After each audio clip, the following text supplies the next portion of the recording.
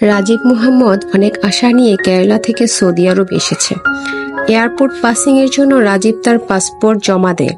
Officer Najib তাকে কিছু প্রশ্ন করলে সে তার জবাব দিতে পারে না। তখন তার ছোট ভাই হাকিম তাকে হিন্দি ইংলিশ মিলিয়ে বোঝানোর চেষ্টা করে যে তার কাজের জন্য কেরালা থেকে সৌদি আরব এসেছে। অফিসার দুজনকে পাসিং এর অনুমতি দিয়ে দেয়, কিন্তু সমস্যা হলো তারা দুজন শুধুমাত্র মালায়ালাম ভাষায় জানে এবং বুঝে, না জানে হিন্দি, না জানে উর্দু, আরবি, ইংরেজি। এয়ারপোর্টে দেখা যায় অনেক কোম্পানির লোকেরা তাদের শ্রমিকদের রিসিভ করে নিয়ে যাচ্ছে। সময় একজন বয়স্ক লোক রাজীবদের কাছে আসে।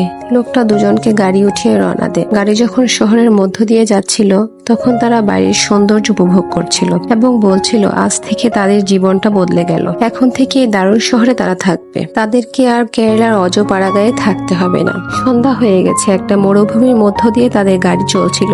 হালকা শীত লাগছিল। রাজীব হাকিমকে চাদর মুড়িয়ে দেয়। ধুধু মরুভূমিতে একটা কুড়ে ঘরের সামনে গাড়ি এসে থামে আর হাকিমকে গাড়ি থেকে নামতে বলে। রাজীবরা কিছুই বুঝতে পারছিল না। তারা দুজন যখন গাড়ি থেকে নামবে তখনই এই লোকটা রাজীবকে ইশারা করে বলে, তুমি না, তুমি থাকো, ও নামবে। তারা দুজনেই নেমে আসে। রাজীব ওই লোকটাকে মালায়ালাম ভাষায় বলে যে একটা ফোন করতে দিতে, রাজীবদেরকে যে এখানে পাঠিয়েছে তার সাথে কথা বলবে। কিন্তু ওই লোকটা মালায়ালাম ভাষা বোঝে না, আর ওই লোকেল আরবিও রাজীবরা বোঝে না। এই সময় ওই ভেতর থেকে আবু খালিদ নামে একজন বেরিয়ে আসে আর ওই বয়স্ক লোকটা হাকিমকে তার যেতে বলে। হাকিম হিন্দিতে বোঝাতে চায় তারা দুজন একই কোম্পানির ভিসা নিয়ে এসেছে এবং তারা একই সাথে থাকতে চায়। আবু খালিদ তাদের কোনো কথা না শুনে হাকিমকে জোর করে ভেতরে নিয়ে যায় আর লোকটা রাজীবকে নিয়ে গাড়ি স্টার্ট করে দেয়। এরপর রাজীবকে নিয়ে যাওয়া হয় মরুভূমির আরেকটা জায়গায় এবং তাকে একটা লোকের হাতে তুলে দেওয়া হয়। রাজীব চারিদিকে তাকিয়ে দেখে শুধু বালি আর বালি। রাজীবের সাথে সবকিছু স্বপ্নের মতো লাগছিল। সেখানে থাকা এক বৃদ্ধ রাজীবকে বলে, কে তুই, এখানে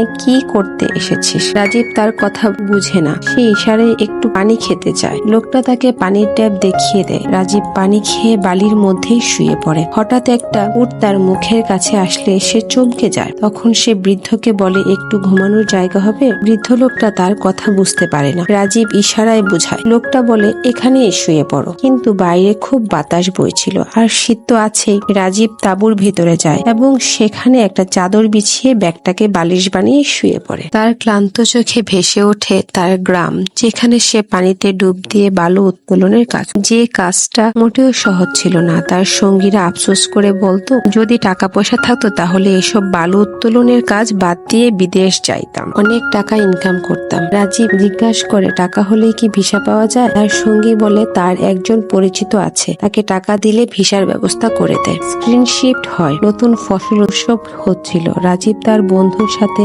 সেখানে যায় এবং একজন লোককে ডাক দেয় যে টাকার বিনিময়ে লোক বিদেশে পাঠায়। রাজীব তার হাতে একটা বড় অঙ্কের টাকা তুলে দেয় এবং বলে যে এটা তার অনেক কষ্টের টাকা, যেটা বিশ্বাস করে তার হাতে তুলে দিল। তখন লোকটা রেগে যায়, টাকা ফেরত দিয়ে হাঁটা শুরু করে। রাজীব তার ভুল স্বীকার করে আবার তার হাতে টাকা তুলে দেয়। রাজীব সদ্য বিয়ে করেছে। তার বউ শাইনু, সে শাশুড়ির রান্না দেখছিল। তখন বৃষ্টিতে ভিজতে ভিজতে রাজীব আসলো। তার শাইনুর সাথে খুনসুটি করে আর ঠিক এই সময় লাঠির আঘাতে রাজীবের ঘুম ভাঙে। তাঁবুর ভেতরে ঘুমানোর অপরাধে তাকে গালাগাল করে বের করে দেওয়া হয়। পরদিন সকালে ছাগল ভেড়ার ডাকে রাজীবের ঘুম ভাঙে। সেখানে থাকা বৃদ্ধ লোকটা ছাগলের দুধ সংগ্রহ করছিল আর বলছিল, যেদিন তুমি দুধ দেওয়া বন্ধ করবে সেদিন তোমার জীবন প্রদীপনী হয়ে যাবে। লোকটা রাজীবকে ডাক দেয়। রাজীব এগিয়ে এসে লোকটার নাম জানতে চায়। সে বলে যে নিজের নাম ভুলে গেছি, এখানে নাম ধরে ডাকার কেউ নেই। রাজীব লোকটার হিন্দি কথা বুঝতে পারে না। সে দুধের পাত্র রাজীবকে দিয়ে বলে, এই তাঁবুর মধ্যে যে মালিক আছে তাকে দিয়ে আসতে। রাজীব তার কথা না বুঝে নিজেই খাওয়া শুরু করে। তখন বৃদ্ধ রাজীবকে দ্রুত থামায়। আরে তোকে খেতে বলি নাই, এই তাঁবুর ভেতর যে কাফের থাকে তাকে দিয়ে আয়। রাজীব তার ইশারা বুঝতে পারে। তাঁবুর ভেতর গিয়ে লোকটাকে পাত্রটা দেয়। সে ঢক ঢক করে পুরো পাত্র খালি করে ফেলে এবং আরবিতে রাজীবকে কিছু একটা বলে, যেটা রাজীব না বুঝলে লোকটা খুব রেগে যায়। রাজীব ওই লোকটির পায়ে পড়ে কান্নাকাটি করতে থাকে। তখন ওই লোকটা তাকে লাথি দিয়ে ফেলে দেয়। তখন সেখানে থাকা বৃদ্ধ রাজীবকে বলে, কেঁদে কোনো লাভ নাই, ওদের মন গলবে না। ওই সময় গত রাতে যে লোকটা লোকটা রাজীবকে রেখে গিয়েছিল সে গাড়ি নিয়ে আসে। রাজীব দৌড়ে তার কাছে যায়। লোকটি তার কোনো কথা না শুনে আটার বস্তা তার কাঁধে তুলে দেয়। রাজীব আটার বস্তাটা ভেতরে রেখে এসে দুজনকে খুব অনুরোধ করতে থাকে, কিন্তু রাজীবের কথা তারা বুঝে না আর রাজীবও তাদের কথা বুঝে না। এই সময় রাজীব তার পাসপোর্ট বের করে দেখায় যে সে কেরালা থেকে এসেছে। তখন ওই লোকটা রাজীবের পাসপোর্ট নিয়ে ছিঁড়ে ফেলে। রাজীব বুঝতে পারে যে সে এক অনিশ্চিত জীবনে পা রেখেছে। ওই দুজন রুটি বানিয়ে খাচ্ছিল, দূরে বসেছিল রাজীব। তারা তখন রাজীবকে ডাক দেয়, কিন্তু সে কিছু বুঝতে পারে না। তখন তাকে ইশারা করে রুটি খাওয়ার কথা বোঝানো হয়। রুটি খেয়ে সে দৌড়ে বৃদ্ধ ইন্ডিয়ান লোকটার কাছে যায় আর জানতে চায় এখান থেকে মেইন রোড কত দূরে। লোকটা বলে মেইন রোড দূরে, অনেক দূরে, কত দূরে তা জানি না। রাজীবের চোখে ভেসে ওঠে শুধু হতাশা। নেমে এলো আরেকটা রাত। সে একটা পরিত্যক্ত গাড়িতে বসে তার বউয়ের কথা ভাবছিল। আজ সে তার আপন মানুষদের কাছ থেকে কত দূরে। যখন সে চাঁদের দিকে তাকায় তখন তার মনে পড়ে একদিন তার বউ শাইনু বলেছিল, তুমি তো অনেক দূরে চলে যাবে, আমাকে মনে পড়লে চাঁদের দিকে তাকাবে। তুমি যে চাঁদের নিচে থাকো তখন আমিও চাঁদের নিচে থাকো, তখন আমাকে কাছে মনে হবে। রাজীব যেদিন চলে যাবে ওই দিন তার মা ও শাইনু তাকে বিদায় দেয়। ট্রেন যখন ছেড়ে দেয় তখন যতদূর দেখা যায় শাইনু তাকিয়ে থাকে। রাজীব যেখানে থাকে সেখানে একদিন পানির ট্রাক আসে পানি দিয়ে। রাজীব ট্রাক ড্রাইভারকে বলে তাকে সাথে নিয়ে যেতে, কিন্তু ড্রাইভার কিছু বুঝতে পারে না। তখন ওই খামারের মালিক চলে আসে। সে ড্রাইভারের সাথে রাগ করে কেন সে রাজীবের সাথে কথা বলছে। তখন রাজীবকে মারতে থাকে। তখন রাজীবও প্রতিবাদ করে ওঠে। তখন লোকটা আরো রেগে যায়, তাঁবুর ভেতর থেকে বন্দুক নিয়ে আসে।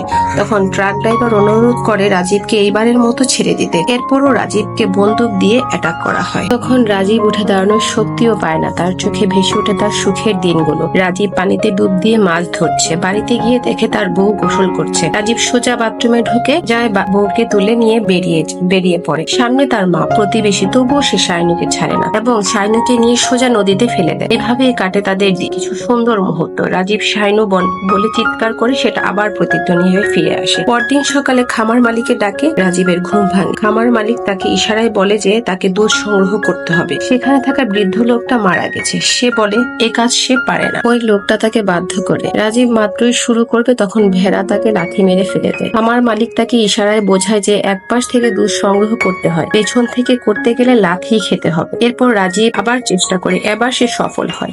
শুরু হয় মরুভূমিতে রাজীবের ছাগল চড়ানোর জীবন। দেখা যায় পেছন থেকে ভেড়া এসে রাজীবকে ধাক্কা দেয়। তখন খামার মালিক গুলির শব্দ করলে ভেড়াগুলো পালিয়ে যায় আর সে আহত রাজীবকে গালাগালি করছে কাজে ফাঁকি দেওয়ার জন্য। রাজীব দাঁড়িয়ে কাঁদছিল। তার কাছে একটা ছাগলের বাচ্চা এসে ডাকছিল। তখন ছাগল পালের মধ্য থেকে ওই বাচ্চার মা সাড়া দিচ্ছিল। রাজীব লক্ষ্য করে কি রকম ডাক দিলে সকল ছাগল একত্রে হয়। কেটে যায় বেশ কয়েক মাস। ভেড়ার শরীর থেকে লোম সংগ্রহ করা হচ্ছিল এবং সেগুলো রাখা হচ্ছিল ট্রাকে। ট্রাকের লুকিং গ্লাসে নিজের চেহারা দেখছিল। নিজেকে নিজেই চিনতে পারছিল না। এই কি গ্রামে হাসি খুশি চঞ্চল রাজীব? রাজীব বালির মধ্যে বসে কান্না করছিল। হঠাৎ তার পাশে শকুনের আওয়াজ শুনতে পায়। সে উঠে গিয়ে যা দেখে সেটা তার বিশ্বাস হচ্ছিল না। এইখানের ওই বৃদ্ধ লোকটা তার মৃতদেহ শকুনে খাচ্ছিল। রাজীব দৌড়ে যায় এবং শকুনগুলোকে তাড়ানোর চেষ্টা করে। তখন শকুনগুলো তাকে ঘিরে আহত করে ফেলেছে। সে কোনো মতে নিজেকে বাঁচিয়ে নেয়। এরপর একদিন সে ছাগল চড়াচ্ছিল। তখন সে পালাতে শুরু করে আর দূর থেকে দেখে ফেলে খামারের মালিক এবং উটের পেছনে বসে রাজীবকে ধাওয়া করে এবং রাজীবকে থামতে বলে, কিন্তু রাজীব তবুও থামে না। একটা পর্যায়ে খামার মালিক রাজীবের পায়ে শুট করে। পড়ে যায় রাজীব। খামার মালিক উট থেকে নেমে বন্দুক নিয়ে রাজীবকে এর দুই পায়ে আঘাত করে। ভেঙে যায় রাজীবের হাত পা। তাকে ওই অবস্থায় খামারে বেঁধে রাখা হয়। এরপর কেটে যায় কয়েক বছর। রাজীব পুরোপুরি মন দেয় ছাগল চড়ানোর মরুভূমিতে। যখন শিলাবৃষ্টি হয় তখন সে ছাগল পাল নিয়ে গুহায় আশ্রয় নেয় এবং এখানে রাজীবের জন্য একটা নতুন টুইস্ট অপেক্ষা করছিল। বৃষ্টি যখন থেমে যায় তখন ছাগলগুলো সামনে নিয়ে যাওয়ার পরও পাহাড়ের ভেতর থেকে ছাগল ডাকার শব্দ পাওয়া যাচ্ছিল। রাজীব ভাবে যে ভেতরে তার ছাগল আছে। সে যখন খুঁজতে আসে তখন সে একটা রাস্তা বা সুড়ঙ্গ দেখতে পায়। রাজীব ভাবে যে ওই রাস্তা দিয়ে হয়তো তার কোনো ছাগল চলে গেছে। সে যতই সামনে যাচ্ছিল ততই আওয়াজ পাচ্ছিল। যেতে যেতে সে একদম দূরে বাইরে চলে তখন ছাগলের আওয়াজ পাচ্ছিল। একটা সময় সে যা দেখতে পায় তার জন্য সে মোটেও প্রস্তুত ছিল না। সে দেখতে পায় তার সাথে যে হাকিম এসেছিল সেও ছাগল চড়াচ্ছিল। এরপর দুজনকে দুজন জড়িয়ে ধরে খুব কান্না করে এবং দেরি না করে যে যার মতো চলে যায়। এরপর আবার একদিন রাজীব যখন উট নিয়ে যাচ্ছিল তখন হাকিম তাকে দূর থেকে ডাকে এবং একটা চিঠি বালির মধ্যে রেখে তাড়াতাড়ি চলে যায়। রাজীব দৌড়ে চিঠিটা আনতে যাচ্ছিল। তখন বাতাসে চিঠিটা উড়ে যায়। রাজীব কিছুতেই চিঠিটা ধরতে পারছিল না। এরপর খামার মালিক দূর থেকে রাজীবকে ফলো করে। রাজীব তাড়াতাড়ি বসে, যেন মনে হয় প্রস্রাব করছে। যাই হোক, এরপর রাজীব চিঠিটা হাতে পায়। এরপর সেটা করে তার চোখে পানি চলে আসে। এরপর একদিন ইব্রাহিম খাদিরি হাকিমকে ডেকে বলে, ওই পাহাড়ে রাজীব থাকে। হাকিম তখন একটা গান গাইতে শুরু করে। রাজীব উটকে খাবার দিচ্ছিল। এই সময় তার কানে হাকিমের গলা ভেসে আসে এবং রাজীব ওই পাহাড়ের দিকে রওনা দেয়। দেখা হয় হাকিমের সাথে। হাকিম ইব্রাহিম খাদিরির সাথে পরিচয় করিয়ে দিয়ে বলে ইব্রাহিম খাদিরি একজন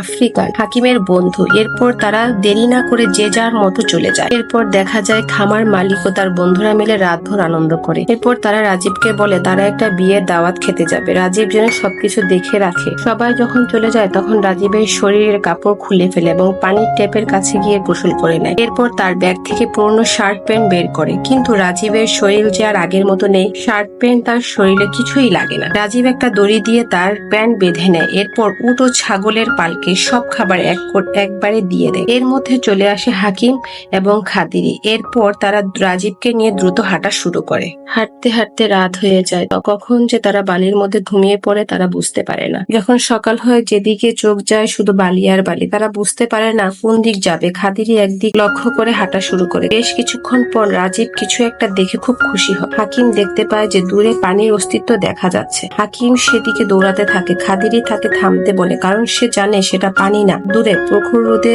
পানি মনে হচ্ছে। কিছু দূর যাওয়ার পর হাকিম থেমে যায়। নামাজের সময় হয়েছে। বালি দিয়ে অজু করে তিনজন নামাজের উদ্দেশ্যে দাঁড়ায়। হাকিম তখন সেজদা দেয়। তখন সে লক্ষ্য করে মরুভূমিতে লুকিয়ে থাকা হাজারো সাপ তার দিকে আসছে। খাদিরি দ্রুত হাকিমকে নিয়ে সরে যায়, কিন্তু রাজীবের পায়ে সমস্যা থাকায় সে আর সরতে পারে না। খাদিরি তাকে স্থির দাঁড়িয়ে থাকতে বলে। এরপর সাপগুলো বালির মধ্যে ঢুকে যায়। রাজীব তার ভাঙ্গা পা নিয়ে আর হাঁটতে পারে না। খাদিরি তার নিজের জামা ছিঁড়ে রাজীবের পায়ে জড়িয়ে দেয়। এরপর তারা আবার হাঁটা শুরু করে। কিছু দূর যাওয়ার পর হাকিম আর চলতে পারে না। সে বালির নিচে পড়ে যায়। খাদিরি তাকে সাহস দেয়, কিন্তু হাকিম আর উঠতে পারে না। খাদিরি আসমানের দিকে তাকিয়ে বিপদ থেকে বের হওয়ার দোয়া পড়তে থাকে। লা ইলাহা ইল্লা আনতা সুবহানাকা ইন্নী কুনতু মিনাজ জালিমিন। নামাজ পড়ে আবার হাঁটা শুরু করে। এক সময় হাকিম আবার পড়ে যায়। খাদিরি হাকিমকে কোলে নিয়ে আবার হাঁটতে থাকে। একটা সময় রাজীব আর চলতে পারে না। খাদিরি হাকিমকে রেখে রাজীবের মাথাটা দাঁড় করে রাখে। খাদিরি তার জামা খুলে রাজীবকে ছায়া করে দেয়। প্রচন্ড পানির তৃষ্ণা হাকিমের জিহ্বা বের হয়ে যায়। খাদিরি তার কপালের ঘাম হাকিমের মুখে দেয়। এরপর তারা আবার হাঁটা শুরু করে। এরপর হাকিম চোখে ধাঁধা দেখা শুরু করে। সামনেই বুঝি কোনো খাবার রাখা আছে। সে খুশি হয়ে খাদিরিকে দেখাতে শুরু করে, কিন্তু খাদিরি বুঝতে পারে যে দূরে কিছুই নাই। হাকিম দৌড়াতে থাকে। কিছু দূর যেয়ে সে পড়ে যায়। বালি খেতে থাকে। রাজীব দৌড়ে গিয়ে বাধা দিতে গেলে হাকিম রাজীবের গলা চেপে ধরে। এরপর আবার বালি খেতে থাকে। তখন হাকিমের মুখ থেকে রক্ত বের হওয়া শুরু করে। তখন রাজীব দৌড়ে গিয়ে খাদিরিকে কিছু একটা করতে বলে, কিন্তু খাদিরি তো বুঝতে পারছে হাকিমের সময় শেষ। হাকিম হাত দিয়ে রাজীবকে ডাকে। হাকিমের কোলে মাথা রেখে মৃত্যুর কোলে ঢলে পড়ে হাকিম। রাজীব কান্না করছিল। তখন হাকিম দেখতে পায় বালির ঝড় ধেয়ে আসে তাদের দিকে। খাদিরি রাজীবকে নিয়ে দৌড়াতে থাকে। পড়ে থাকে হাকিমের নিথর দেহ। বালির ঝড়ে চাপা পড়ে যায় খাদিরি। বালির ঝড়ের কবলে পড়ে খাদিরি ও রাজীব। এরপর যখন সকাল হয় তখন রাজীব হাঁটতে পারছিল। খাদিরি তার জুতা খুলে রাজীবকে পরিয়ে দেয়। এরপর খাদিরি দেখতে পায় দূরে কোথাও গাছ দেখা যাচ্ছে। খাদিরি দোয়া করতে থাকে আর রাজীব দৌড়াতে থাকে পানির আশায়। খাদিরি জানে এই সময় রাজীব পানি পান করলে আরো অসুস্থ হয়ে যাবে। সে কোনো মতে রাজীবকে থামায়। এরপর খাদিরি পানির ফুটা দিয়ে রাজীবের ঠোঁট ভিজিয়ে দেয়। রাজীবকে শুইয়ে রেখে খাদিরি আশপাশটা দেখতে থাকে। তারপর সে একটা পেপসির বোতল পায় এবং সেটা পেয়ে সে খুব খুশি হয়। সেটা দিয়ে বাঁশি শোনে। তখন রাজীবের সেটা শুনতে ভালো লাগে। সে চোখ খুলে দেখতে পায় আকাশে পাখি উঠছে। বাতাসে উড়ে আসে একটা বিস্কুটের প্যাকেট। খাদিরি বলে, দেখো একটা বিস্কুটের কভার। আশেপাশে মানুষ বাস করে। খুশি হয়ে দুজন সামনে এগোতে থাকে। এরপর তারা গাড়ির চাকার দাগ দেখতে পায়। এরপর দুজন খুব খুশি হয়, সামনে হয়তো রাস্তা আছে। কিছু দূর আগানোর পরও তারা কিছু দেখতে পায় না, শুধু বালি আর বালি। নিরাশ হয়ে যায় দুজন। এই বসে পড়ে বাড়িতে। সন্ধ্যা হয়ে আসে। দিনের আলোতে ঘুম ভাঙে। রাজীবের ঘুম থেকে উঠে সে আর খাদিরিকে দেখতে পায় না। তার পরিবর্তে সে এক বোতল পানি ও খেজুর দেখতে পায়। রাজীব সেটা হাতে নিয়ে একলা হাঁটা শুরু করে। অবশেষে রাস্তার দেখা পায় রাজীব। সেখানে ট্রাক যাচ্ছিল। সে ট্রাকের সামনে দাঁড়ায়। ট্রাক ড্রাইভার তাকে পাগল মনে করে পাশ কাটিয়ে চলে যায়। এরপর একটা প্রাইভেট কার রাজীবকে দেখে থামে এবং তাকে তুলে নেয়, শহরে নিয়ে নামিয়ে দেয়। অসুস্থ রাজীব হাঁটতে থাকে, সাহায্যের জন্য বলতে থাকে, কিন্তু কেউ তার ভাষা বোঝে না। পাগল মনে করে এড়িয়ে যায়। এরপর অসুস্থ রাজীব অজ্ঞান হয়ে পড়ে। এরপর তাকে দেখা যায় হসপিটালে। সুস্থ হওয়ার পর তাকে পুলিশের হাতে তুলে দেওয়া হয়। এরপর পরবর্তীতে তাকে ইন্ডিয়া পাঠানোর ব্যবস্থা করে। আর এখানে শেষ হয় রাজীবের গল্প, দ্য গোট লাইফ।